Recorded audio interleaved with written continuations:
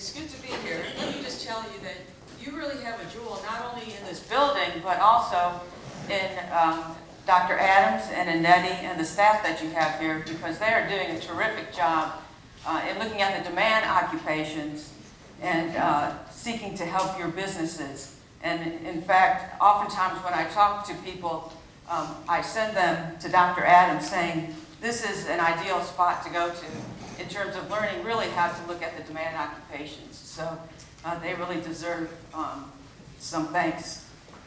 Okay.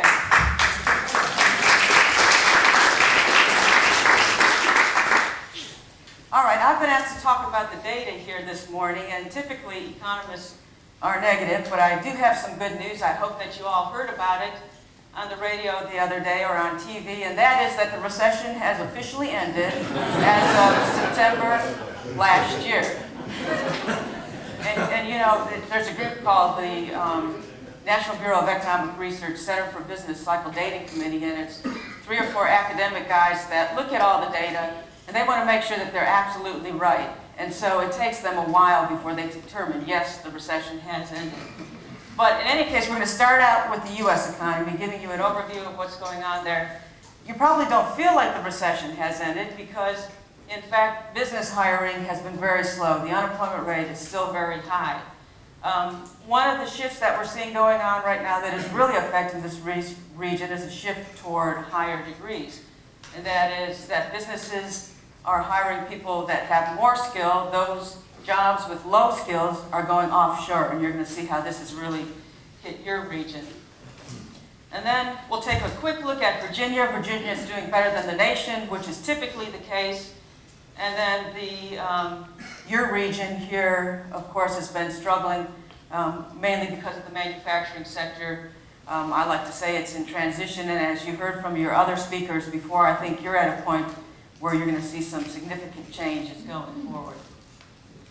First, starting with the U.S. economy, looking at gross domestic product, it's the broadest indicator of economic activity, and these shaded areas are recessions.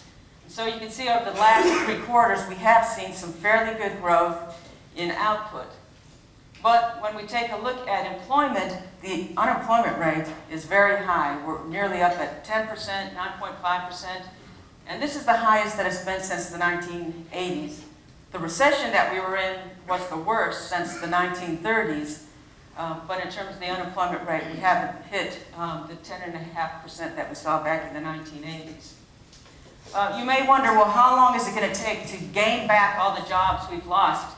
Here at the top, we lost 8.4 million jobs in the U.S. economy over the recession. And if we gain back about 200,000 jobs a month, we're a little bit below that right now, but it's reasonable to think we'll see 200,000 jobs created per month in the U.S. It's going to take us 3.5 years just to get back to where we were before the recession started. And some people say we shouldn't even be looking at just those 8.4 million jobs lost, because that doesn't include the discouraged worker or the people who are working part-time now that would rather work full-time. If you include those people, then the unemployment rate is somewhere around 16%, not the 9.5% that the numbers show. And we're looking at 11 million people before we get back to those levels before the last recession. It's going to take us about 4.5 years for all those people to be back into the economy. So if we gain 250,000 or 400,000 jobs per month, better than most people would expect, you'll see we'll get back to those peak levels a lot quicker. But still, best case scenario, about 2 years before all those who are employed find jobs. One of the sectors, which is good for this region, that has been pulling us out of this recession that we were in, is the manufacturing sector. Here you're looking at industrial production. In the gray shaded areas are recessions. You notice how much it fell off, and we've seen an increase that's brought us back to about levels of 2004, but clearly not back to the level that we saw back before the recession started.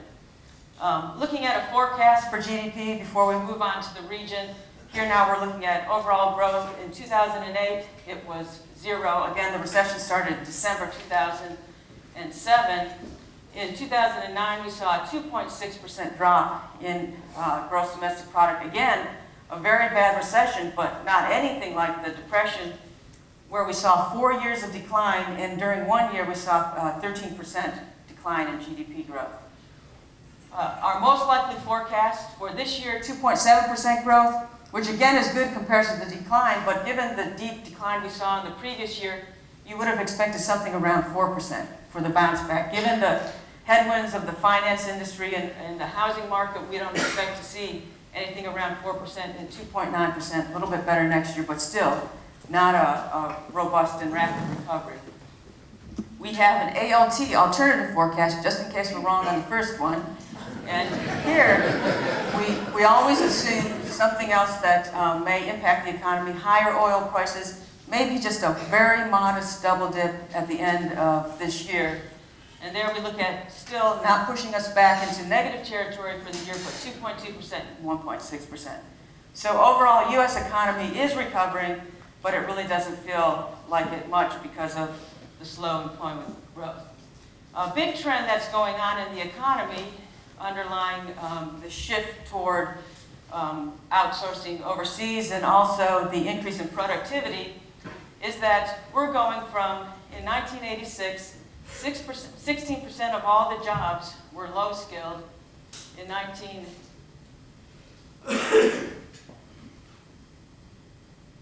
2007, 45%, but then we start to see this shift where the middle skills, 25%, a projection for 2014 is that 45% of all of the jobs will require middle skills. So in other words, the low-skilled jobs are continuing to go away, and we're starting to see that shift where middle skills are 2-year degree and higher.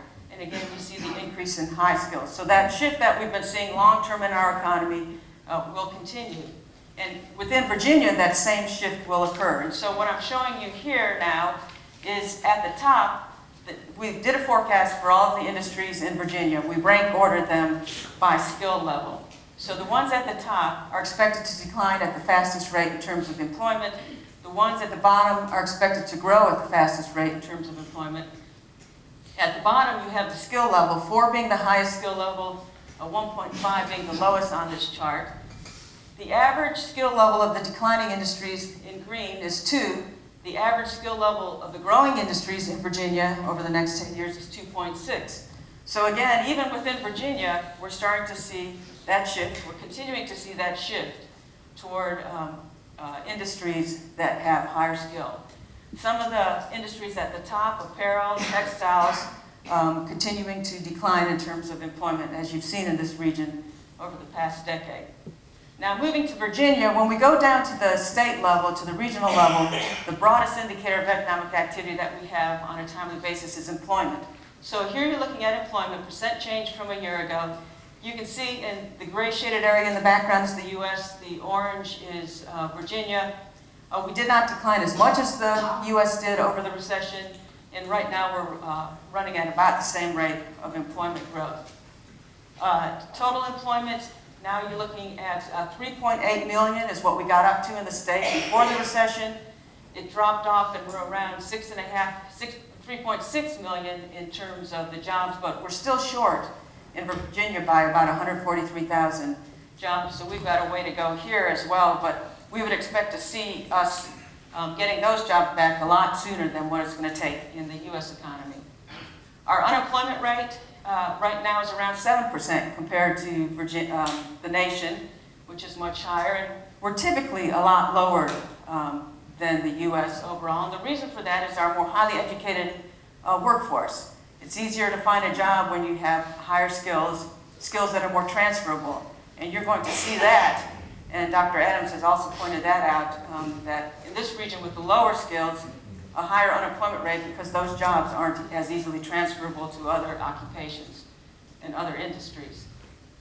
Now you're looking at the main sectors of employment growth in Virginia by industry sector. And again, orange is Virginia, gray is the U.S., and here we're running about the same in terms of total overall. 0 growth in Virginia, minus 0.1 in the U.S. Construction still off significantly, manufacturing off, a little growth in transportation, warehousing, and utilities. Retail is growing. Also, we're seeing some growth in professional business services. Very important because this sector is expected to grow fast in the future and it pays fairly well.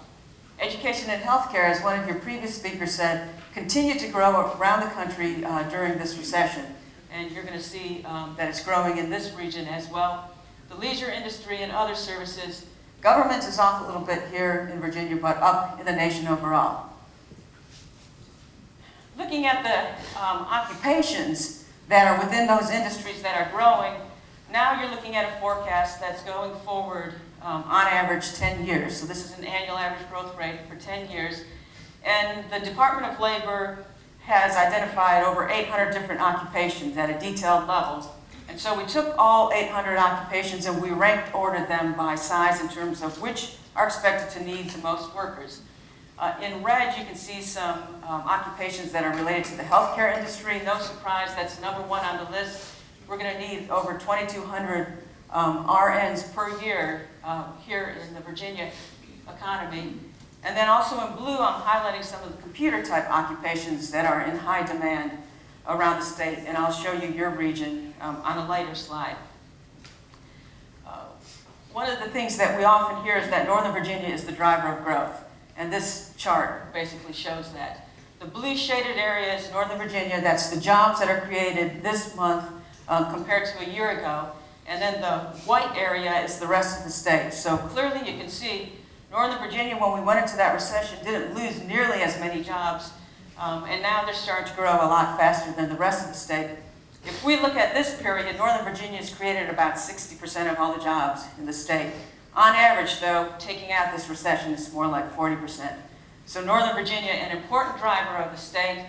And unfortunately, the rural area, now in blue, you're looking at the rural areas, the jobs created compared to a year ago, the total number. And you can see that the decline was significant during the recession. Here's the rest of the state.